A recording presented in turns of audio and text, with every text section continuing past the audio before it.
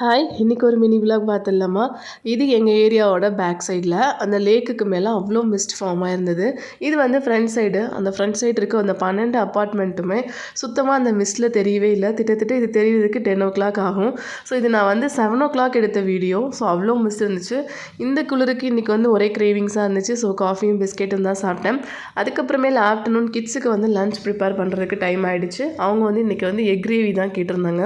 So எப்போயுமே gravy வந்து நிறையா தண்ணியாக தான் பண்ணுவேன். ஸோ கொஞ்சம் செமி கிரேவியாக பண்ணலாம் அப்படின்னு சொல்லிட்டு தக்காளி, இஞ்சி, பூண்டு எல்லாத்தையும் அரைச்சி போட்டுட்டு நல்லா மசாலா வந்து ஃபில்டர் பண்ணிவிட்டு அதுக்கப்புறமேல் வந்து எக் எல்லாமே கட் பண்ணாமல் உள்ளே சேர்த்துட்டு லாஸ்ட் ஸ்டேஜில் வந்து கொஞ்சமாக வந்து கொத்தமல்லி புதினா போடாமல் கஸ்தூரி மேத்தி போட்டுட்டு அப்படியே இறக்கிட்டேன். கிரேவி சூப்பராக இருந்துச்சு.